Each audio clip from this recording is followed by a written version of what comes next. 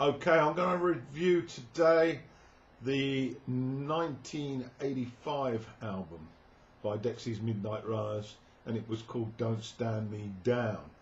Before we get on to the track by track, I'm going to go through a brief history of the band. This, of course, was their third album. They were formed in 1978 in Birmingham by Kevin Rowland and Kevin Al Archer. Both these lads played guitar and sang, and they were involved in an early band called the Killjoys, which were very much sort of punk style. A single came out of that, Tell Me When My Light Turns Green, but that developed into more of a northern soul type song. Their name, well, that was derived from the recreational amphetamine drug Dexy, and infamous in all-nighters at the Northern Soul capital in Wigan. Some of you might recall that. People used to gravitate to Wigan at the weekends and go to these all-night discos, and they needed to keep awake. So Dex came in to their use. Then they became a band with members Jim Patterson on trombone, Jeff Bly on sax. He had spent some time with a Ram Jam band, Gino Washington's, in the 60s. So he was a pretty accomplished musician. Babyface Spooner was also on sax. Peter Saunders played keyboards. Pete Williams was on bass and John Jay on drums, and they started to perform live in 1978, and then mid-79 they got a new manager, Bernard Rhodes. He was already taking responsibility for the fame of The Clash, and he helped secure a recording contract, and they had a minor hit with Dance Stance. The first album, Searching for the Soul Rebels, and of course the big hit Gino. Well, it was released in 1980 and Gino hit the charts, and next minute they were on top of the pops. And then of course they followed that up with Come On Eileen in 81 from their second album, To Raye. Right, there was a 4-year wait for Don't Stand Me Down in 85, and it was a big flop. No one bought it, but now it's considered to be an absolute classic, and I'm going to review it, and I tell you, I will be full of superlatives on this with my track by track. Let's get started then. Track 1, Occasional Flicker. It's nearly 6 minutes. A gentle guitar and drum snaps into the keyboard and vocals as the piano drives a solid tempo and the journey begins. Kevin mixes sparingly his vocals with spoken narrative, a very distinctive feature of this album. It's got bags of soul, this track, long before the horns arrive, and they smack you in the face. Feels like a boozy bar atmosphere, almost jam-like. And then there's some improvised excellence, the jaunty piano coupled with the Celtic swing. The vocals get more aggressive as trombone and trumpet squirt into the mix. The energy over a punchy rock beat is awesome as it snarls to the finish. Lyrically, Kevin's journey into his own mental health, I think, and the impact negative people have had on him through his life, religious figures maybe, and how he's become bitter and twisted. And here's a little excerpt. I don't want sympathy, no. Somewhere for these sins to go. Compromise in the devil talking, and he spoke to me. He mentioned something of moving in. I conversed once with him, and yes, he related to me. How necessity is evil's mother. He had a father. Track 2 then, This Is What She's Like.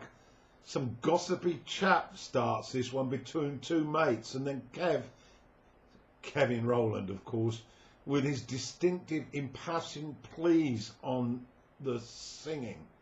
It sends us off into a skippy, fiddle-driven, funky, folky rock beat with bags of soul. It shuffles with Celtic violins, awash with brutal honesty. It's nearly 6 minutes, bridges into a soulful ballad with some exquisite strings, before bombastically striding through the vocal drum mix. It then accelerates towards a high-speed jig, and then the sax lights up the punchy piano, and we have a Northern Soul extravaganza. If this doesn't get your feet tapping, nothing will. Get up and dance, come on. Kevin yodels his way to the outro. It's almost 11 minutes of solid power and energy. A trio of horns, pianos and violins serenade you to the finish. Lyrically, there's a lot of spoken word on here. The guy's definitely a bit paranoid about how the girl views him. He focuses on being kept out of the loop on this girl. That's the message. He's not in on all the info. And this is a sort of extract from that sort of narrative. All right, Bill. All right, come in. Where you been? Oh, round and about, you know. Special. Oh, what you been doing down Bearwood? Yeah, that's right. I looked in down there. What's the little nibble? Yeah, that's it. See anybody down there? Any mutual friends or acquaintances or anything down there? No, not really. There was no one about. No one down there? No one. What were you talking about when I came in? What do you mean? Just now? Yeah, just as I walked in. Well, just, you know, just different things really, you know, nothing specific. So to track 3 then, Knowledge of Beauty. This is sometimes been referred to as national pride, as for the title. Anyway, there's a nice delicate slow piano, add your drums, and then steel guitar greets us. And it meets with Kevin's solemn vocal. It's certainly a beauty. The touches of guitar, subtle touches, creating almost a pastiche of mellowness. The music has textures, that's for sure. And the pom-pom-pom choral harmonies mesh with the exquisite violin solo. This classical rock with effortless efficiency. Kevin mixes up the shrill singing with the spoken word gossip. We bridge to pacey piano, which almost has a touch of Elton John about it. It's unaccompanied to the finish. Lyrically, it seems to have a political edge here, the origins of nationalism, remembering the sincere message in childhood, patriotism, pride in your country, the importance of developing personality with warmth and knowledge carried through from generations. Forget about vanity, forget about good looks, strength of character and your roots. That's what's important. And don't throw away your self-respect for fashionable fakes or fads. That seems to be Kevin's message on this one. And here's a little extract.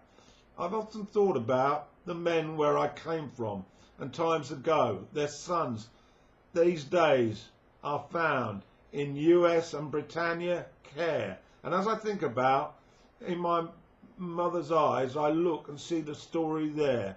It's a knowledge of beauty in these days rare.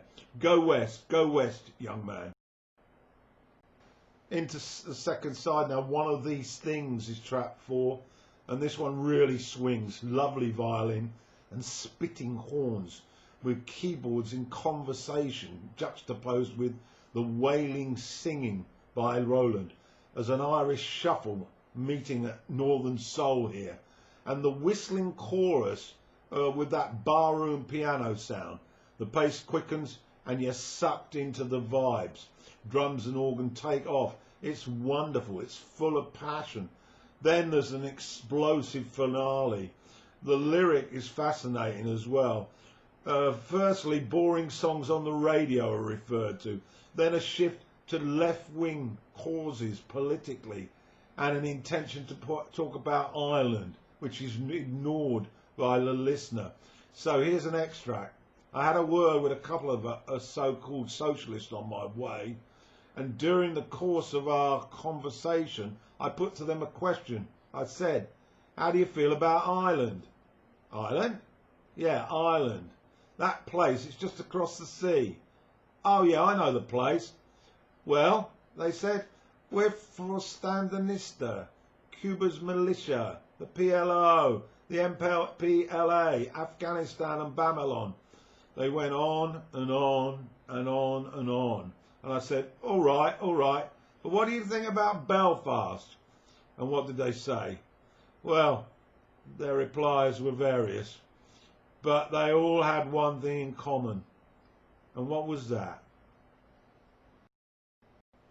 Reminisce Part 2, a lovely little song, storytelling to gentle piano and mandolin, I think, or acoustic mandolin mixed.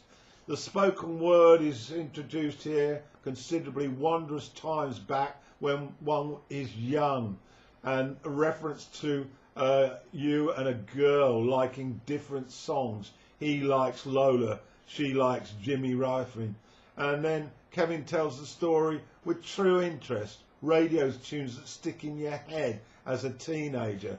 The singing brings tears of joy to you. And then that rhythmic pace accelerates as 3.5 minute nostalgia comes to an abrupt end.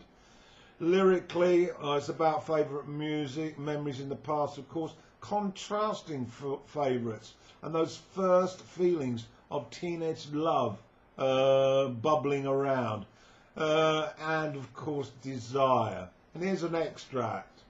We need to walk on those hot nights to a pub just over the Oxford Street called The Grapes. We were both 16. They were sweet warm nights, and it's a fond memory now. We decided we should adopt a song that was current. She wanted I'll Say Forever My Love by Jimmy Ruffin. I wanted it to be Lola by the Kinks. We seemed to hear these two records everywhere we went. The two I mentioned previously were predominant songs on the radio at the time. I hear them in the mornings when I was having my breakfast getting ready to go to work. Well, she won. It was never really acknowledged, but I'll Say Forever became the song. Next up is I Love You, Listen to This. A soul stomp really, with attitude and power. Kevin pins his soul to his chest on this one. We've got horns, brass, drums, piano. It's a big combo, knitted as one. This is raucous soul from the north with a pinch of Celtic Irish power.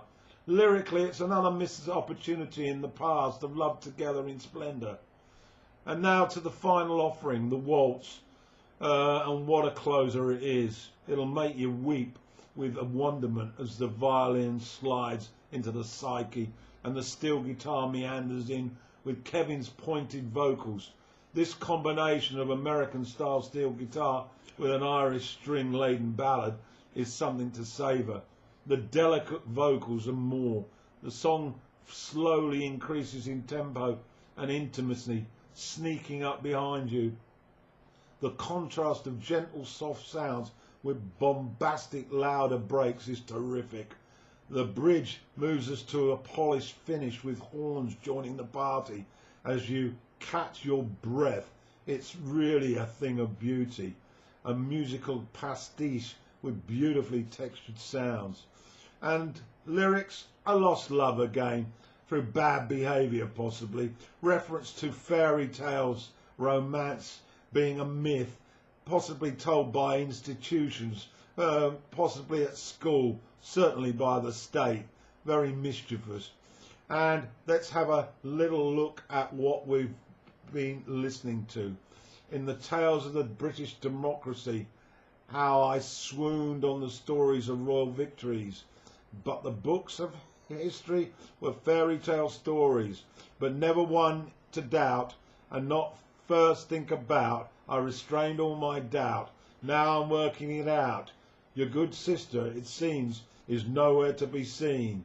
They don't talk to Kathleen. So let's wrap this one up. It goes without saying that this album is my favourite album from that year. Although I didn't buy it at that particular time, it took me some way to get to it. In fact, I was a bit aloof to Dexy's in the early days. I think it was that Come On Eileen single which bored me. But when I finally found this, and I must admit the cover attracted me. They're all dressed up in their best suits. And when I got to listen to it, I knew that this was a classic. And it is now regarded as so. Dexy's Midnight Runners disappeared after this, but they re-emerged a few years back, but they were just called Dexys then. Roland had done some solo work, and the later album, One Day It's Gonna Soar, well, it had a lot to live up to with this 1985 classic.